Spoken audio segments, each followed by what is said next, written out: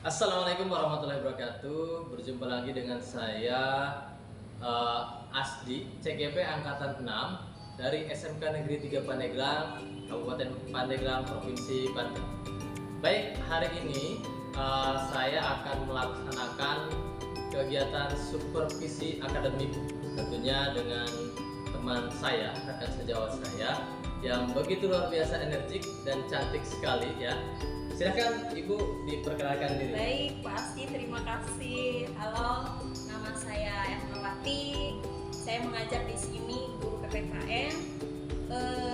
Saya baru masuk dari awal tahun 2022. Terima kasih. Oke, baik. Selanjutnya di sini kita mulai saja ya kegiatan pra observasi. Baik, Vera apa kabar? Baik, alhamdulillah, Pak Asti. Pak Asti bagaimana? Alhamdulillah luar biasa sekali. Alhamdulillah. Oke, Bu Erna, sebelumnya saya ucapkan terima kasih banyak ya. Bu Erna sudah bersedia untuk di supervisi akademik. Nah, hari ini Bu Erna kita akan melakukan pra observasi sebelum besok kita melakukan supervisi akademik. Ya. Nah, tujuannya dari kegiatan ini tentunya banyak sekali nanti ilmu yang kita peroleh, selain juga pengalaman, kemudian cerita-cerita Ibu nanti ya. Kita di sini sharing aja, Bu. Baik. Oke ya.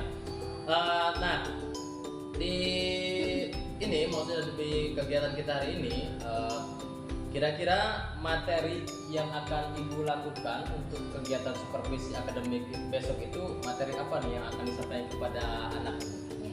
Saya itu mengajar kelas 10, tingkat 1 dan tingkat 2. Yang mungkin saya ambil hari Senin itu jamnya jam tingkat 2, berarti materi kelas 2 ya. Di bab 4 itu tentang peranan Indonesia dalam perdamaian dunia.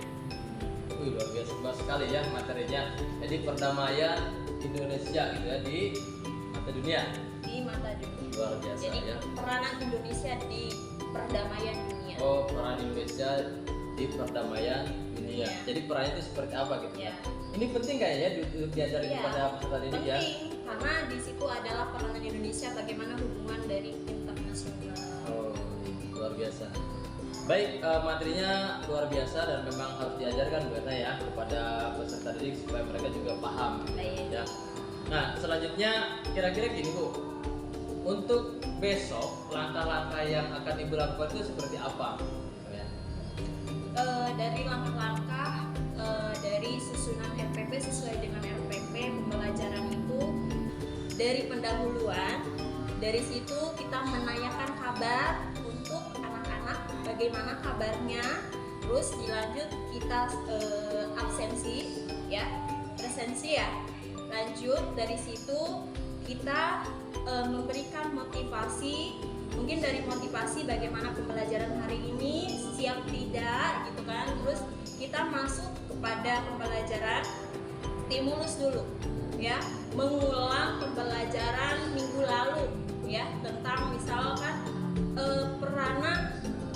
peranan Indonesia, bagaimana di Indonesia gitu dalam faktornya, faktor eksternal dan internal, bagaimana faktornya kalau misalnya tidak berhubungan dengan hubungan internasional bagaimana ya, supaya anaknya adanya merasa atau stimulus, oh gini loh gitu kan. Terus dari situ masuk ke materi, langsung materi intinya. Dari situ kita masuk materi inti, sudah kita sampaikan materinya. Dari situ dari akhir kita memberikan tugas, ini tugas kelompok ya, dari peranan itu tugas kelompok. Di situ kita bagi kelompok ada berapa kelompok, ada 4 ya, kami bagi 4. Jadi peranan Indonesia ada 4.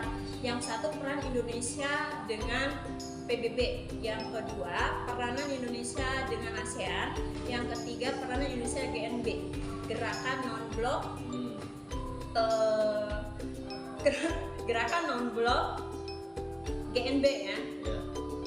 Terus yang keempat gerakan perdamaian peranan Indonesia dengan APEX. Itu 4 peranan Indonesia. Jadi kami akan bagi kelompok dari 4 kelompok tersebut. Nanti kita presentasi ya. Dari presentasi adanya refleksi penutup bagaimana dengan materi hari ini gitu kan, dari saya dan anak ada refleksi, terus dari situ penutup salam. Dari refleksi itu ada penutup dan salam, refleksi di penutup gitu. Jadi itu langkah-langkah yang akan Ibu lakukan besok nanti ya. Jadi nanti peserta didik ini dibagi ke dalam 4 kelompok dengan masing-masing 4 materi itu. 4 materi tersebut. Nah, cuma dari 4 kelompok itu bagaimana cara Ibu membagi kelompoknya? Apakah berdasarkan absensi atau seperti apa Ibu biasanya? Ya, biasanya yang akan Ibu terapkan nanti. Ya, terima kasih. Biasanya seperti ini, saya ambil dari absensi, tapi saya acak nama-namanya. Jadi dari atas ke bawah, dari atas ke bawah. Jadi dikelompokkan. Untuk laki-lakinya ada berapa nih di kelas? Misalnya ada 2 orang laki-laki dan sisanya perempuannya ada berapa? Nanti itu biar semuanya terorganisir gitu. Jadi tahu mana yang jadi yang saya udah tahu nih di kelas mana yang lebih gitu kan. Jadi satu-satu di situ sudah dibuatkan satu-satu kelompok. Jadi nanti di kelompokan juga random juga ya. Ada perempuannya, ada laki-lakinya. Kemudian ada yang memiliki pemotongan di atas rata-rata, kemudian yang agak kurang gitu dikumpulkan dalam satu kelompok itu ya. Tujuannya mungkin agar anak ini dalam kelompok itu bisa saling membantu Bu ya. Nah, nanti mungkin Ibu akan menerapkan pola tutor sebaya gitu ya. Iya, betul. Oke, luar biasa Bu. Oke, baik Bu Erna. Tadi setelah Bu Erna berbicara tentang tahapan, materi, kemudian langkah-langkah yang akan dilakukan besok, tentu ketika pelaksanaan besok nanti itu pasti ada kendala yang kita hadapi gitu ya. Nah, kira-kira kendala yang akan muncul itu seperti apa Bu? Di dalam pembelajaran pastinya ada saja masalah yang muncul, entah itu dari anak ya, mungkin dari pembelajarannya juga mungkin dia merasa tidak menarik, ada saja. Tapi di dalam kelompok ya, kami sudah membagikan kelompok, pastinya di situ adanya kekurangannya kerjasama ya, kurang kerjasama, dia merasa minder mungkin dengan apa yang dia kuasai gitu. Ada temannya yang lebih dominan gitu kan, lebih bagus, udahlah dia kasihkan ke teman yang lebih bagus saja, kebanyakan seperti itu ya. Betul. Ya, jadi di situ bagaimana kendala itu ya, yang menjadi kendala itu bagaimana bisa diakomodir diakomodir. Ya memang biasanya ketika kita melakukan pembelajaran, membentuk kelompok itu, membagi anak-anak itu biasanya ada aja Bu ya kendalanya. Tadi yang Ibu bilang rasa malu, kemudian ada ego juga mungkin gitu ya. Itu udah hal yang biasa Bu ya, yang sering kita hadapi gitu. Betul itu. Jadi kendala-kendala itu yang mungkin akan banyak terjadi gitu ya. Oke Bu, kemudian dari kendala-kendala itu adanya rasa malu, kemudian ego, kurangnya partisipasi misalnya dari anak. Nah, strategi apa nih yang akan Ibu lakukan untuk melakukan mencegah kendala-kendala itu gitu, mengantisipasi kendala-kendala itu?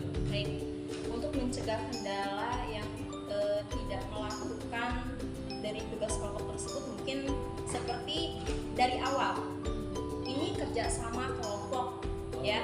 Jadi semuanya harus mengeluarkan pendapat atau idenya di dalam kelompok. Kalau misalkan tidak ada yang mengeluarkan idenya, kami serahkan, misalkan saya observasi si anak itu misal tidak mengikuti dan misal diam saja, tidak melakukan apa-apa, saya akan tunjuk kamu yang maju. Siapa yang tidak melakukan tugas kelompok atau kerjasama, kamu yang presentasi dan yang maju. Nanti dari situ anak takut dan mungkin ikut dalam tugas kelompok tersebut.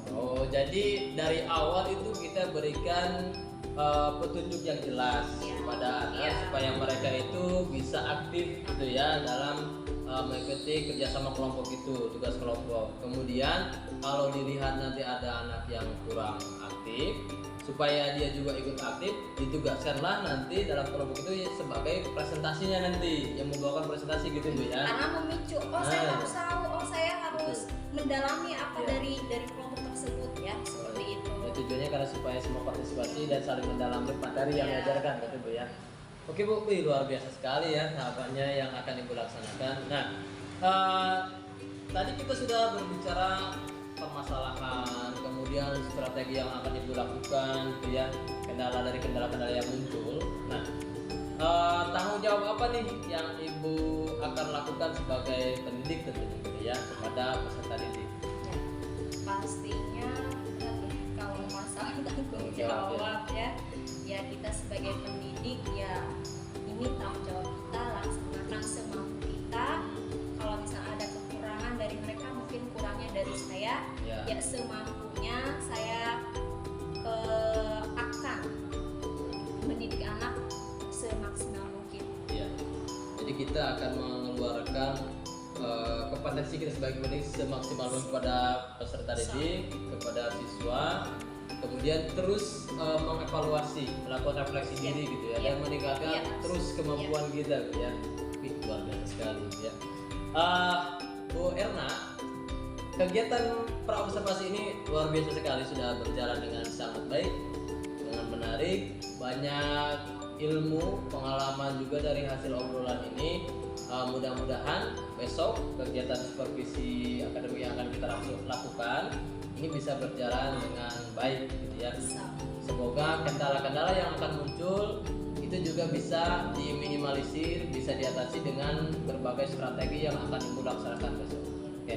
Baik, Bara, terima kasih atas Terima waktunya. kasih Pak A, semoga lancar dan sukses. Amin ya Allah. Baik, alhamdulillah kegiatan praobservasi sudah dilaksanakan dengan baik dengan Bu Erna. Terima kasih atas perhatiannya. Assalamualaikum warahmatullahi wabarakatuh. Oke, terima kasih.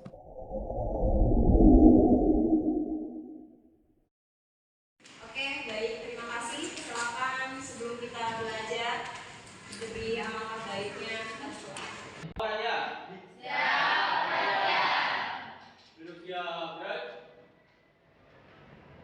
Mari, kegiatan pembelajaran berdoa mulai.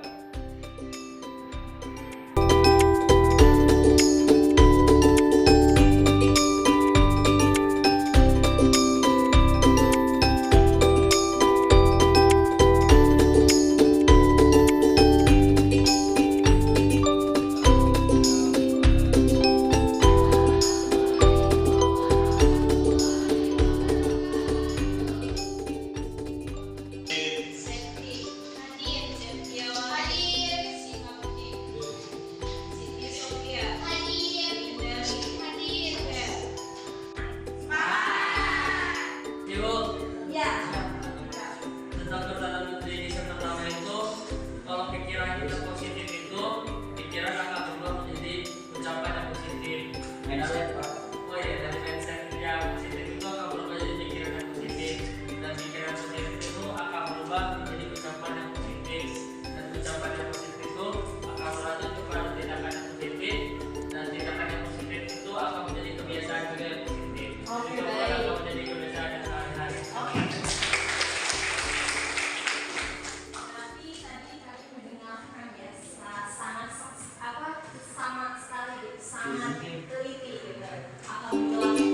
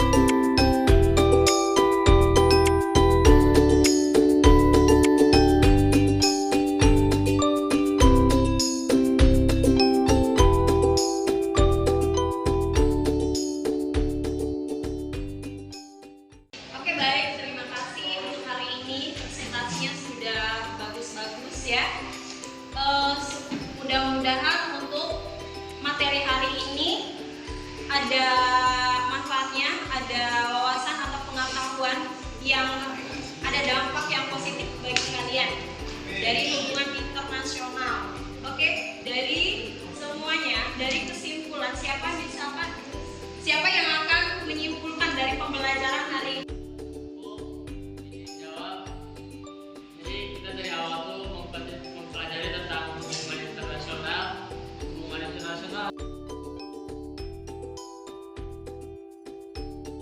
Oke, baik, terima kasih Ibral penjelasannya yang sangat luar biasa bagusnya. Ya, kasih aplaus dong. Oke, untuk minggu depan kita masuk ke materi perjanjian internasional yang dilakukan di Indonesia. Oke, nanti dibuka-buka materinya, dicari tentang perjanjian Indonesia. Oke, baik. Mengakhiri kegiatan pembelajaran, berdoa mulai.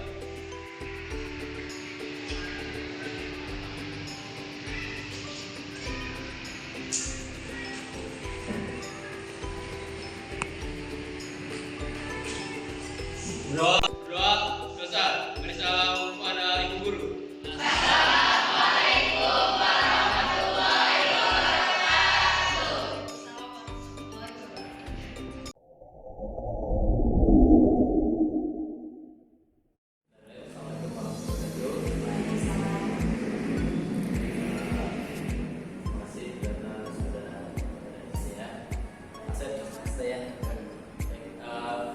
Karena tadi kita alhamdulillah sudah melaksanakan supervisi akademik ya, observasi di kelas. Nah, gimana nih perasaannya? Apa masih deg-degan setelah supervisi atau gimana perasaannya?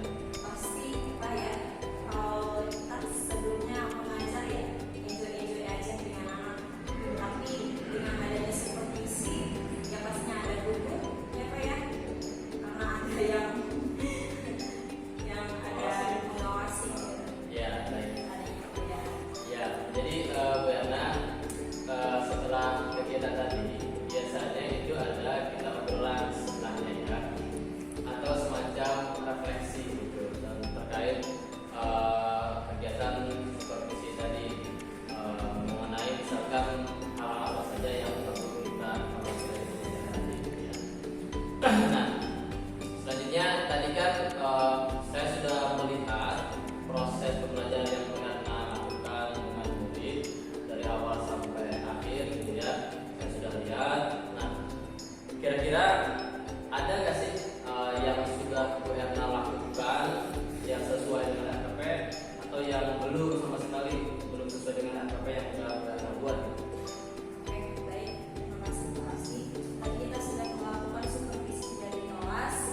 Ya, saya melihat dan sudah sesuai dengan RPP, adanya pembukaan, inti, dan penutup. Mungkin dari pembahasan dari inti ada saja kita kan melakukan metode pembelajaran PBL ya. Jadi kerja kelompok. Nah, di situ kendalanya yang pertama waktu juga, karena waktu yang tidak cukup, karena harus presentasi adanya yang pertama harus memaparkan materi ya, yang kedua adanya presentasi dan tanya jawab dan refleksi itu tidak memungkinkan untuk sampainya 2 jam, sedangkan kelompoknya dikelompokkan yaitu 6 kelompok, jadinya tidak memungkinkan dari waktunya juga dari kerjasama. Oh ya, jadi secara keseluruhan tadi udah sesuai dengan RKP berarti ya. Iya, betul. Cuman ada beberapa kendala dan salah satu kendalanya itu dari waktu. Waktu Ya, karena cuma pelajaran PKN itu cuma 2 jam ya. belajar. 2 jam dibagi 6 kelompok dan memang terlihat anak itu juga cukup antusias mengikuti pembelajaran ya. Sehingga kita mungkin terbawa suasana gitu ya. Akhirnya nggak cukup di waktu itu. Oke, baik. Nah,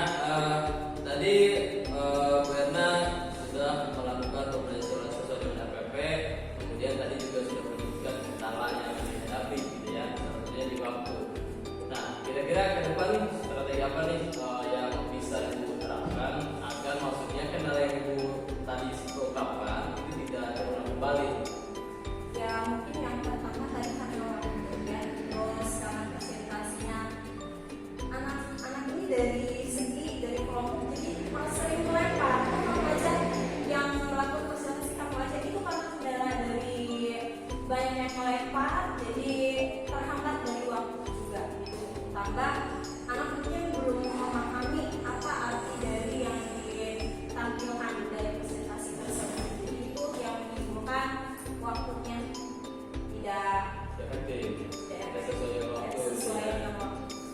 Nah, ke depan strategi apa nih supaya hal tadi tidak terulang kembali yang bisa ibu lakukan? Ya mungkin strategi-strateginya yang pertama kita harus memberikan motivasi, ya memberikan motivasi kerjasama, bagaimana di dalam kelompok itu harus adanya kerjasama. Siapa yang mau presentasi, misalkan dari kelompok itu ada 5 atau 6 orang, misalkan setengahnya, ya yang setengahnya yang presentasi, jadi mungkin lebih diefektifkan efisienkan dari waktu tersebut. Berapa? Satu jam untuk presentasi, misalkan untuk satu kelompok 5 menit harus 10 menit untuk presentasi. Jadi adanya tanya jawab juga kan dari di dalamnya. Jadi strategi ke depan Waktunya lebih digunakan. Oh ya, nanti strategi ke depan yang akan gue lakukan, satu mungkin setiap kelompok diberikan tengah waktu ya untuk presentasi supaya tidak memakan waktu lebih gitu ya. Oke, baik. Kemudian gini Bu Erna, kita sebagai peneliti itu memiliki tanggung jawab ya. Ya. Tanggung jawab. Nah, kira-kira tanggung jawab apa nih yang akan ibu lakukan ke depan sebagai guru supaya pembelajaran ibu berikan lebih efektif dan lebih sesuai dengan kita kuliah. Pastinya saya akan mengevaluasi diri saya ya. Kalau misalnya strategi dari dalam pembelajaran ini seperti ini, jadi diefisienkan. Misalkan apa saja nih metode yang lain, model pembelajaran yang lain, strategi-strategi yang mungkin bisa anaknya memberikan lebih motivasi dalam pembelajaran, dan strategi yang anaknya percaya dirinya lebih lagi gitu yang sebelumnya yang kurang, meningkatkan lagi lah. Itu ya yang akan ibu berikan. Baik, karena kegiatan kita supervisi akademik ini sudah kita lakukan ya. Nah, kira-kira nih menurut Bu Erna nih terkait kegiatan kita yang sudah kita lakukan ini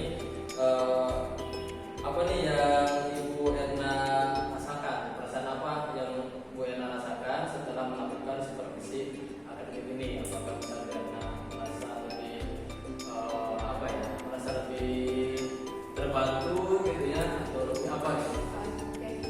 Mungkin tadi pembelajaran kita supervisi pastinya belum maksimal ya Pak ya, belum maksimal 100%, tapi saya akan lebih adanya supervisi lebih meningkatkan lagi cara saya mengajar, lebih bagaimana berobservasi ke anak, bagaimana cara mengajar yang lebih baik lagi, lebih dimaksimalkan.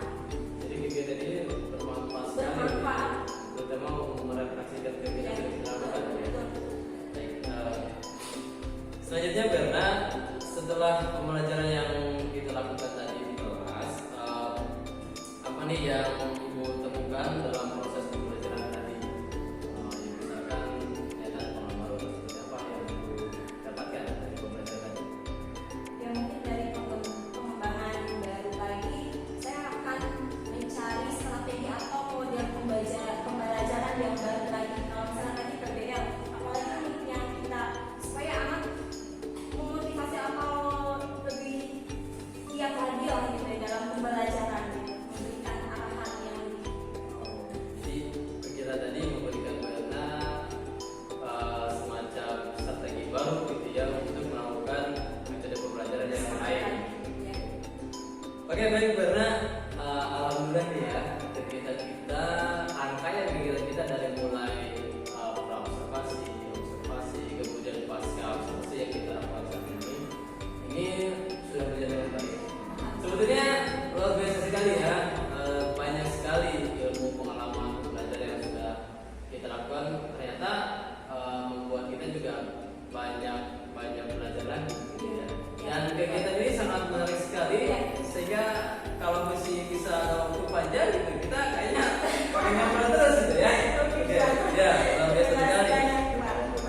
Iya, gitu ya. Alhamdulillah ya kita sudah laksanakan baik. Ya saya ucapkan banyak terima kasih sama Bu Erna. Gitu ya. Sama-sama, makasih juga Pak. Iya. Jadi saya lebih ada tambah lagi pengalaman, pengetahuan dalam pembelajaran hal yang lain. Oke, baik. Oke, baik. Mungkin itu kegiatan kami yang sudah dilaksanakan dari mulai observasi 3 saat ini masih observasi, mudah-mudahan baik.